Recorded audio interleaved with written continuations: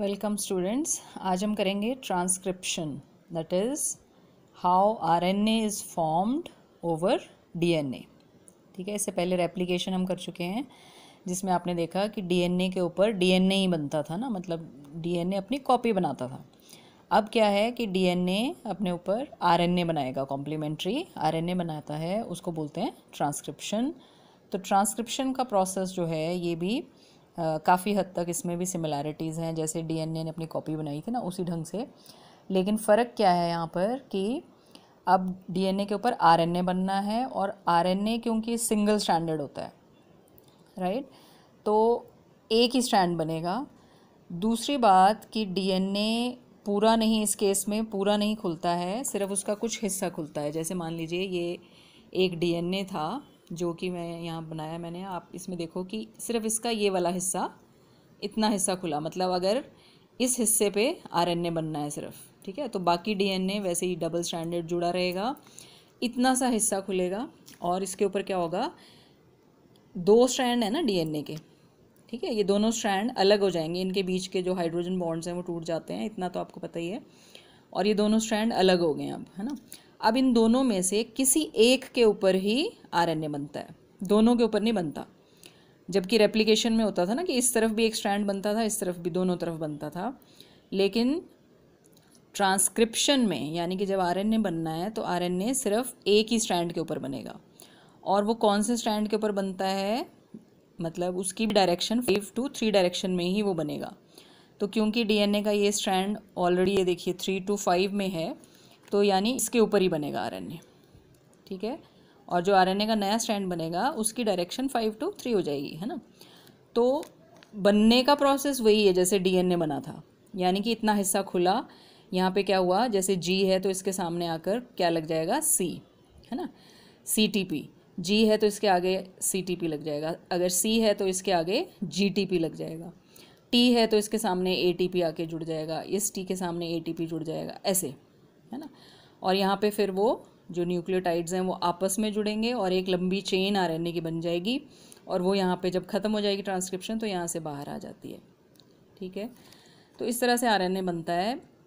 लेकिन major difference क्या है, देखिए मेजर डिफरेंस ये है कि अगर यहाँ पर ए हो, जैसे इसमें मान लीजिए यहाँ पर नेक्स्ट ए था, ठीक है, तो ए के सामने टी नहीं जुड़ेगा अब, है ना, क्योंकि आपको बताया था आरएनए में टी नहीं होता, थाइमीन नहीं होता, उसके बदले यूरेसिल होता है।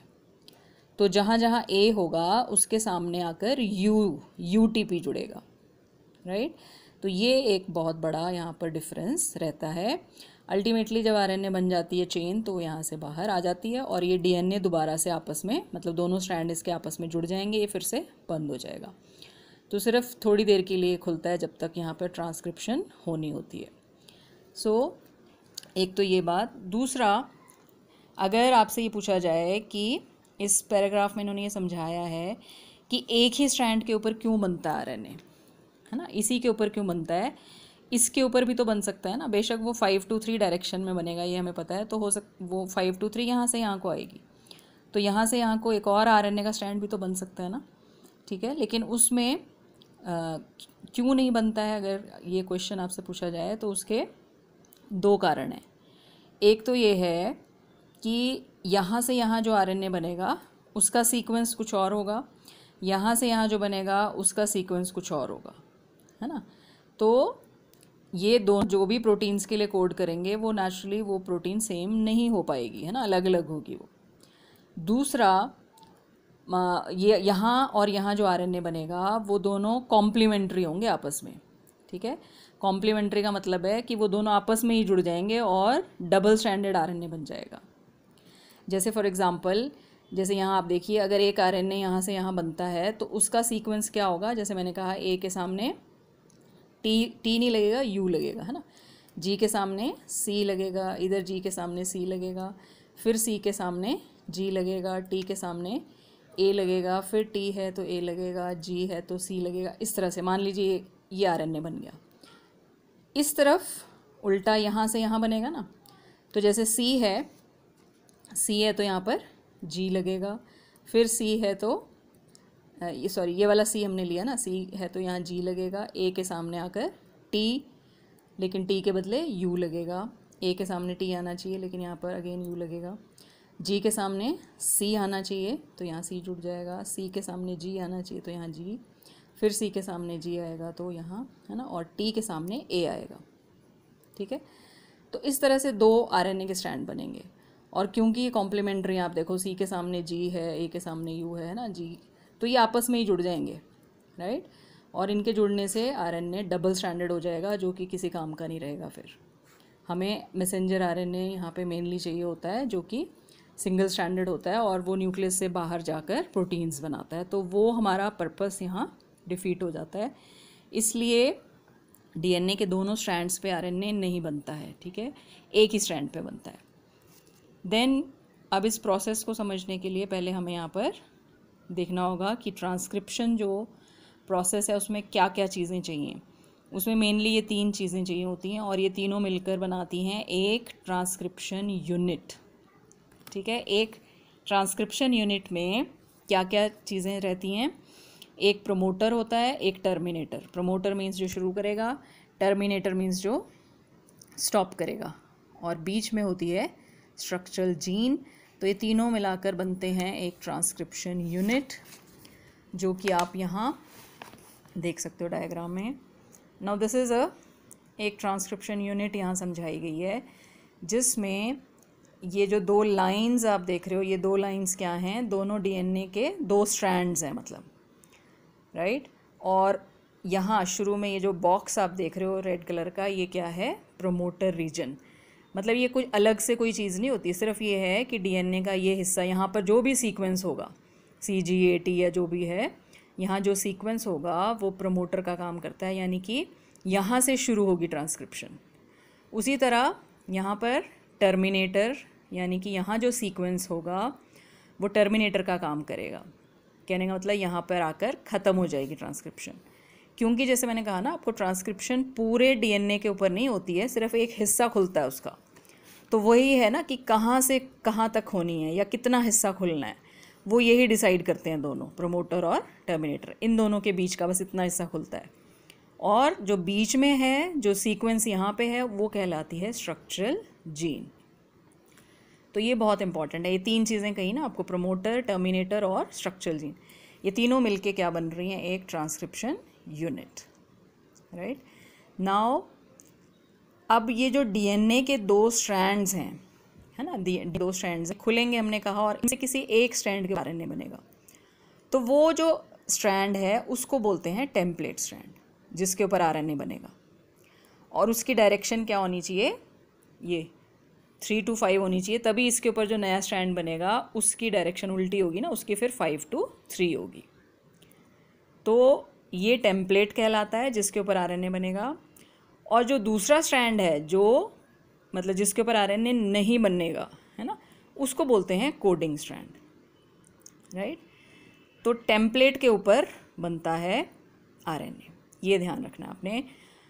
और ये जो डायग्राम है देखने में बहुत सिंपल है, लेकिन ये आ चुकी है कई बार पेपर में, आप इसको ध्यान से वो कर दें। इसमें क्या होगा, इस तरह से बना होगा और आपको ये खाली छोड़े जा सकते हैं। यहाँ पर A B लिख दिया जाएगा कि ये कौन सा स्ट्रैंड है, ये कौन सा स्ट्रैंड है, या फिर ये कौन सा रीजन है, ये कौन सा रीजन है। तो आपको पता होना चाहिए this is promoter, this is terminator, और ये टेम्पलेट स्ट्रैंड है कौन सा, जो 3 to 5 है, और जो 5 to 3 है वो कोडिंग स्ट्रैंड है। ठीक है, अब एक चीज़ और है इसमें कि हाँ, जब आपने ऐसी डायग्राम आई होगी तो आपने यही डायरेक्शन ही देखनी है, मतलब जो 3 और 5 इस तरफ है जिसमें, उसको टेम्पलेट स्ट्रैंड आपने मार्क करना है, राइट। नाउ ये वैसे ये ज़रूरी नहीं है, मतलब एक्चुअली इसमें यही कहा गया है कि प्रमोटर जो है, अगर वो यहाँ हो, मतलब हम इसको उल्टा कर दें ना, जैसे मान लीजिए इस डीएनए स्ट्रैंड को ऐसे कर दूँ मैं, तो अब क्या है, अब 3 यहाँ है ना, और 5' एंड यहाँ है। तो इस केस में अगर प्रमोटर ये वाला रीजन हम कर देते हैं तो ये प्रमोटर हो जाएगा और यहाँ टर्मिनेटर हो जाएगा।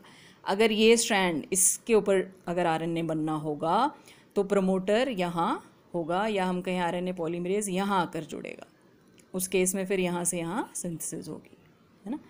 सो हमेशा ये याद रखना कि आरएनए जो बनता है वो कौन से स्ट्रैंड के ऊपर बनता है? जो 3 to 5 डायरेक्शन में हो, क्योंकि वो खुद जो बनेगा आरएनए वो 5 to 3 में बनेगा, उल्टा बनता है ना इसको हम एंटी पैरेलल स्ट्रैंड्स कहते हैं ना। अगर ये 3 to 5 है तो उसके ऊपर जो बनेगा वो 5 to 3 बनेगा। सो ये तो हुआ इस डायग्राम के बारे में, जिसको आपने ध्यान से कर लेना है। नाउ कोडिंग स्ट्रैंड क्या होता है, टेम्पलेट स्ट्रैंड क्या होता है ना, ये सब कुछ। उसके बाद आ जाते हैं कि प्रमोटर और टर्मिनेटर की इम्पोर्टेंस क्या है। तो ये जो प्रमोटर रीजन है, मैंने कहा यहाँ से शुरुआत होती है ना, और जो एंजाइम है, कौन सा एंजाइम ये काम कर रहा है यहाँ पर? आरएनए बन रहा है, तो नेचुरल एंजाइम कौन होगा? RNA polymerase. लेकिन उसको पूरा कैसे लिखते हैं? डीएनए डिपेंडेंट आरएनए पॉलीमरेज, क्योंकि डीएनए के ऊपर बना रहा है वो आरएनए। ठीक है, आरएनए बनाने वाला एंजाइम आरएनए पॉलीमरेज ही कहलाएगा ना, बट वो क्योंकि डीएनए के ऊपर आरएनए बन रहा है, इसलिए उसको कह रहे हैं हम DNA dependent RNA polymerase enzyme. तो वो एंजाइम यहाँ जुड़ता है इस रीजन में। This is the binding site for RNA polymerase, और नेचुरली वो यहाँ आकर जुड़ेगा और अपना काम शुरू करेगा। तो यही हुआ ना starting point, that is the start site या प्रमोटर, इसी को कहते हैं। ठीक है, और टर्मिनेटर पे आते आते यहाँ आकर ख़त्म होती है transcription. So one more thing, जैसे हमने कहा कि ये जो है प्रमोटर रीजन कहाँ होगा? इस तरफ, मतलब जो टेम्पलेट स्ट्रैंड है उसका ध्यान रखना अपने कि वो 3 to 5 में होगी, लेकिन और इसके ऊपर ही आरएनए बनेगा। लेकिन ये जो कोडिंग स्ट्रैंड है, वैसे तो इसका कोई काम नहीं है, बट फिर भी ये भी बहुत इम्पॉर्टेंट है, क्योंकि हम जो डायरेक्शंस जब हम नाम लेते हैं, या हम कहें कि अपस्ट्रीम किसको कहते हैं, तो कोडिंग स्ट्रैंड का ये वाला एंड 5' एंड, मतलब इसको हम अपस्ट्रीम कहते हैं, इसको डाउनस्ट्रीम कहते हैं। ठीक है, सो जैसे यहाँ पे आपको मिलेगा कि the promoter is located towards 5' end of the structural gene, यानी कि अपस्ट्रीम। तो इसने बोला है कि प्रमोटर कहाँ होता है? 5' एंड पे, लेकिन 5' एंड किसका? कोडिंग स्ट्रैंड का। ठीक है ना, और ब्रैकेट में लिखा भी हुआ है कि this is with respect to the polarity of the coding strand, right. उसी तरह terminator is located towards 3' end, that is downstream of the coding strand, है ना। कोडिंग स्ट्रैंड का जो 3' एंड है वहाँ टर्मिनेटर होता है, और कोडिंग स्ट्रैंड का जो 5' एंड है वहाँ आपको प्रमोटर मिलेगा। ठीक है, तो अपस्ट्रीम कहते हैं इसको, अपस्ट्रीम कहते हैं इसको, डाउनस्ट्रीम एंड कहते हैं। सो ये तो हुई ट्रांसक्रिप्शन यूनिट। ठीक है, अब जैसे यहाँ पर जो डीएनए के 2 स्ट्रैंड्स हैं उनको सिर्फ लाइन, एक 2 सीधी लाइनों से शो किया गया है ना, लेकिन एक्चुअली यहाँ पे होगा क्या? इस तरह से नाइट्रोजन बेसिस होंगे ना इसके ऊपर भी, और दोनों स्ट्रैंड्स के आमने सामने, वही ए के सामने टी होगा, है ना, जी के सामने सी होगा, तो इस तरह से सीक्वेंस होगा बेसिकली। और जैसे मैंने कहा कि ये इतना हिस्सा खुलेगा और यहाँ आरएनए बनना शुरू होगा, तो इतने हिस्से के ऊपर आरएनए बनेगा, तो ए के सामने टी के बदले यू आएगा, टी के सामने ए आएगा, जी के सामने सी आएगा, सी के सामने जी आएगा, ऐसे करते करते तो यहाँ पे आरएनए बनता है, राइट। नाउ कोडिंग स्ट्रैंड को हम कह रहे हैं ना कि इसके ऊपर आरएनए नहीं बनता, तो फिर इसको कोडिंग स्ट्रैंड क्यों कह रहे हैं? वो इसलिए क्योंकि ये देखिए, ये टेम्पलेट स्ट्रैंड है ना, और इसके ऊपर जो आरएनए बनेगा उसका जो सीक्वेंस होगा ना वो बिल्कुल ऐसा होगा, कोडिंग स्ट्रैंड जैसा। फ़र्क सिर्फ ये होगा कि टी के बदले यू आएगा, दैट्स ऑल, है ना। तो ऐसा क्वेश्चन भी आता है कई बार, इस तरह से आपको दिया होगा और आपको बोलेंगे कि इस डीएनए में से, इस डीएनए के ऊपर अगर आरएनए बनता है तो उस आरएनए का हमें सीक्वेंस बताइए, है ना। तो बजाय इसके कि यहाँ एक एक को आप देखते रहो, के सामने यू आएगा, टी के सामने ए आएगा, जी के सामने सी आएगा, उसके बजाय आप इसी को कॉपी कर दो, इसी को लिख दो, सिर्फ क्या करो, टी के बदले यू लगा दो, वो बन जाएगा आरएनए का सीक्वेंस जो कि इस डीएनए के ऊपर बनने वाला है या इस टेम्पलेट के ऊपर बनेगा। ठीक है ना, इसीलिए इसको कोडिंग स्ट्रैंड कहते हैं, बिकॉज ये उस आरएनए का कोड है बेसिकली जो यहाँ से बनने वाला है इसके ऊपर, इसका कॉम्प्लीमेंट्री होगा ना वो, और वो ऐसा ही दिखेगा, सिर्फ टी के बदले यू होगा उसमें। सो ये तो हुआ ट्रांसक्रिप्शन यूनिट के बारे में, है ना। ये this is one transcription unit. Then next is कि थोड़ा सा यहाँ पर एक अगेन जो इम्पॉर्टेंट टर्म्स हैं वो है, एक है मोनोसिस्ट्रॉनिक जीन क्या होती है और पॉलीसिस्ट्रॉनिक जीन क्या होती है। तो उसके लिए ये दोनों जो टर्म्स हैं इनमें ये फ़र्क है कि पहली बात मोनो मीन्स वन, है ना, और पॉली मीन्स मैनी। सिस्ट्रॉन जो है हम जीन के लिए ही यूज़ करते हैं वर्ड, स्ट्रक्चरल जीन के लिए, राइट। सो व्हाट हैपन्स कि जो जैसे यूकैरियोट्स जो भी है ना, यूकैरियोट्स में क्या होता है कि एक स्ट्रक्चरल जीन है ये मान लीजिए, तो इससे बनने वाला आरएनए है ना, इससे जो मैसेंजर आरएनए बनेगा और आगे फिर मैसेंजर आरएनए को पढ़ के जो प्रोटीन बनेगी, यानी कि तीसरा प्रोसेस जो ट्रांसलेशन होगा, है ना। सो अल्टीमेटली एक जीन से एक मैसेंजर आरएनए बनेगा और उससे एक प्रोटीन बनेगी, ठीक है, एक प्रोटीन या एक पॉलीपेप्टाइड। तो वो हो गया मोनोसिस्ट्रॉनिक, और ऐसा यूकैरियोट्स में होता है। जबकि प्रोकैरियोट्स में या बैक्टीरिया वगैरह जिसमें आते हैं ना, प्रोकैरियोट्स में क्या होता है कि एक स्ट्रक्चरल जीन या सिस्ट्रॉन जिसको हम कह रहे हैं ना, उससे एक मैसेंजर आरएनए बनेगा, लेकिन उस मैसेंजर आरएनए को पढ़ के एक से ज़्यादा प्रोटीन्स या एक से ज़्यादा पॉलीपेप्टाइड्स बनते हैं। So that's why it is called polycistronic. Poly means many. तो प्रोकैरियोट्स में होता है कि एक ही जीन से या एक ही सिस्ट्रॉन से क्या होगा, एक से ज़्यादा पॉलीपेप्टाइड्स या प्रोटीन्स बनते हैं, तो उसको पॉलीसिस्ट्रॉनिक कहते हैं। सो ये भी एक चीज़ इम्पॉर्टेंट है। इसके अलावा और भी डिफरेंसेस है यूकैरियोट्स और प्रोकैरियोट्स में, जो हम अभी आगे करेंगे। Now the process of transcription, पहले तो इन्होंने प्रोकैरियोट्स में यहाँ पे समझाया है कि वही बैक्टीरिया वगैरह जो हैं उनमें किस तरह से ट्रांसक्रिप्शन होती है, यानी कि डीएनए से आरएनए कैसे बनता है। तो उसके लिए सबसे पहले तो आपको ये पता होना चाहिए कि आरएनए 3 तरह के होते हैं ना, मैसेंजर आरएनए, ट्रांसफ़र आरएनए और राइबोसोमल आरएनए। ये जो 3 तरह के आरएनए हैं, नाउ ये डीएनए से ही बनेंगे तीनों, ठीक है ना। हम कह रहे हैं ना कि डीएनए से आरएनए का वही तो ट्रांसक्रिप्शन है। आरएनए भी तो 3 तरह के हैं ना, मैसेंजर आरएनए, ट्रांसफ़र आरएनए और राइबोसोमल आरएनए। तो प्रोकैरियोट्स में इन तीनों को बनाने के लिए एक ही एंजाइम होता है, सेम ही एंजाइम, ठीक है। There is a single DNA dependent RNA polymerase that catalyzes transcription of all types of RNA in bacteria. तो ये बहुत इंपॉर्टेंट पॉइंट है कि प्रोकैरियोट्स की बात हो रही है अभी फ़िलहाल, कि उनमें क्या है, उनमें भी 3 तरह का आरएनए मिलता है और ये तीनों डीएनए से ही बनते हैं, लेकिन इन तीनों को बनाने के लिए एक ही एंजाइम होता है, सेम, ठीक है। वही डीएनए डिपेंडेंट आरएनए पॉलीमरेज एक ही तरह का होता है ये, और यही तीनों को बनाता है, ठीक है। जबकि आप आगे देखोगे कि यूकैरियोट्स में क्या है, तीनों के लिए अलग अलग पॉलीमरेज एंजाइम है, इसको बनाने के लिए अलग है, इसको बनाने के लिए अलग है, इसको बनाने के लिए अलग है, ठीक है। बट फिलहाल अभी हम प्रोकैरियोट्स में देख लेते हैं ये प्रोसेस। तो प्रोकैरियोट्स में जैसे आप देखो, अब ये डीएनए है ना, डबल हेलिकल डीएनए है जिसके ऊपर आरएनए बनना है। तो ये आ गया प्रमोटर, है ना, प्रमोटर रीजन ये है, टर्मिनेटर रीजन ये है।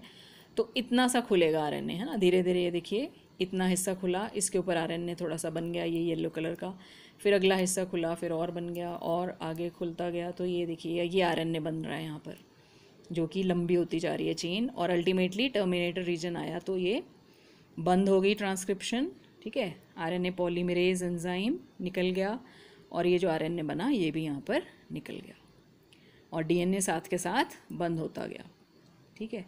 सो 3 इसके स्टेप्स होते हैं। इनिशिएशन यानी कि शुरुआत में क्या होगा कि जो आरएनए पॉलीमरेज एंजाइम है, यहाँ पर एंजाइम को इस ढंग से दिखाया गया है, ओवल शेप का।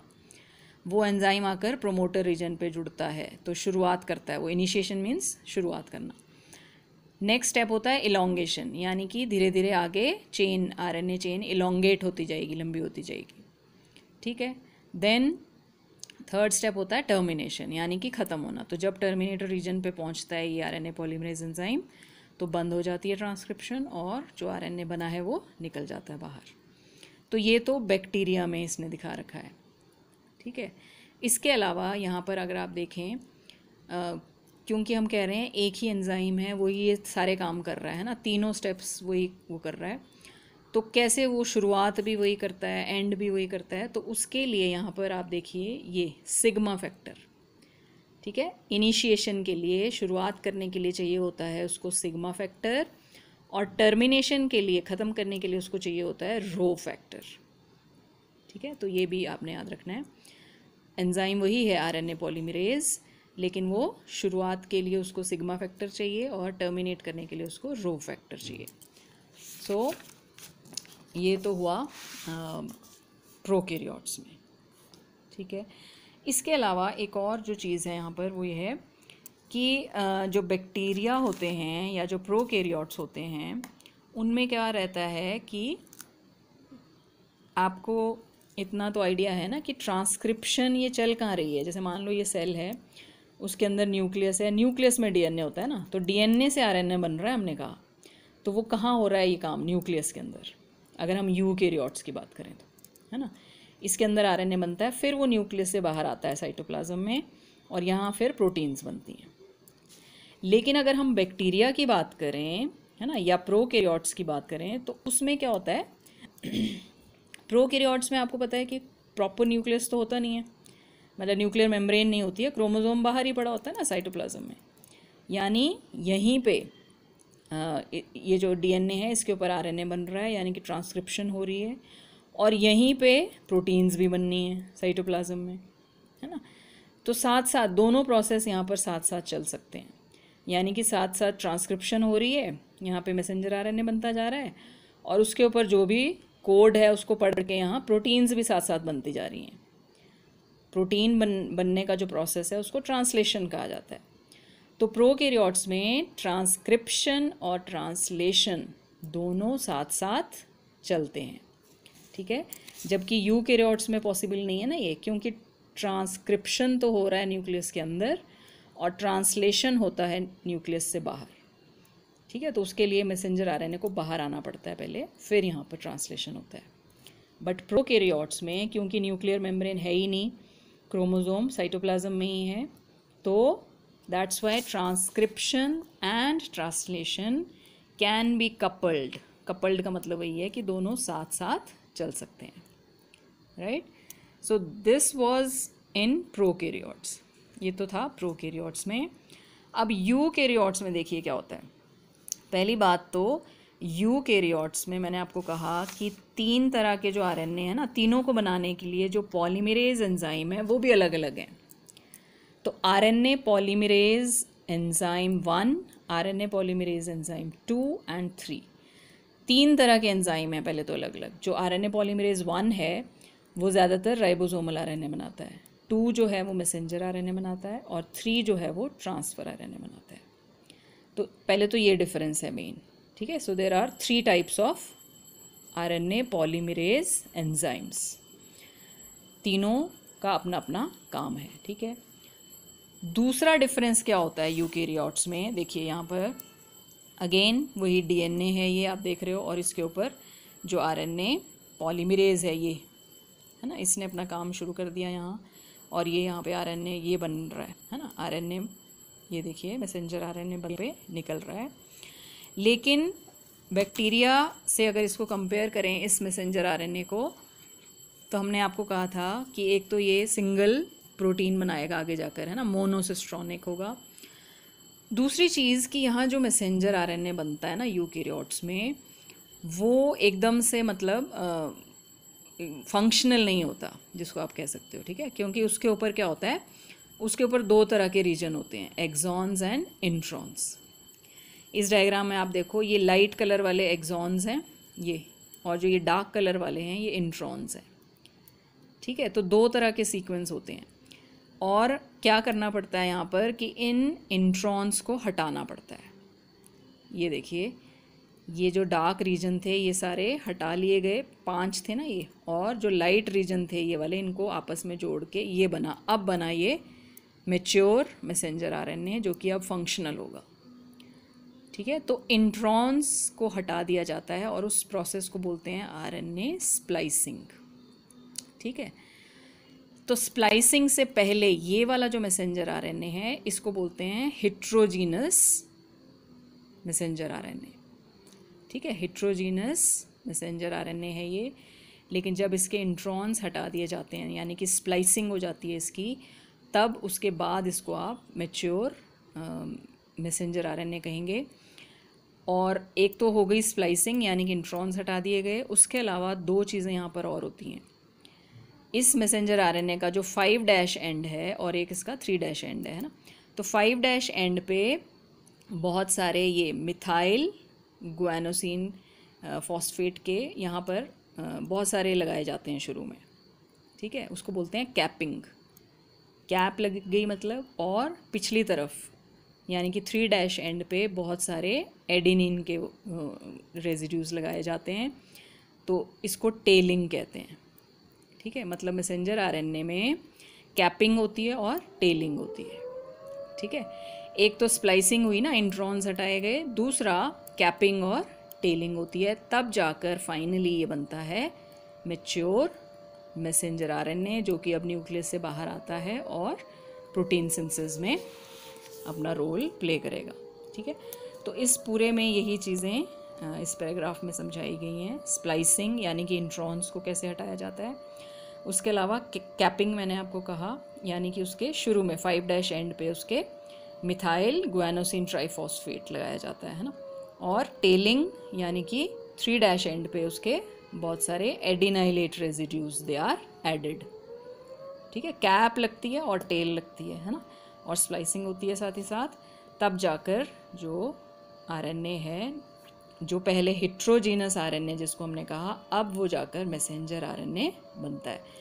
तो ये भी बहुत इम्पॉर्टेंट है कि how this heterogeneous RNA is converted into messenger RNA. तो उसके लिए 3 चीज़ें आपने लिखनी हैं कि हेट्रोजीनस आरएनए में से एक तो इंट्रॉन्स हटाए जाते हैं, पहली चीज़ है ना, उसको बोलते हैं स्प्लाइसिंग। दूसरी चीज़ कि उसमें कैपिंग होती है यानी 5' एंड पे बहुत सारा जी गुआनोसिन लगता है, और तीसरी चीज़ कि उसके 3' एंड पे बहुत सारा एडिनिन पॉली ए टेल लगती है। सो स्प्लाइसिंग, कैपिंग, टेलिंग है ना, ये सब कुछ होता है, तब जाकर एक हेट्रोजीनस आरएनए जो है वो बदल जाता है into messenger RNA. Right, so this all about transcription. इस तरह से समझकर नोट्स बनाइए इसके। Thank you.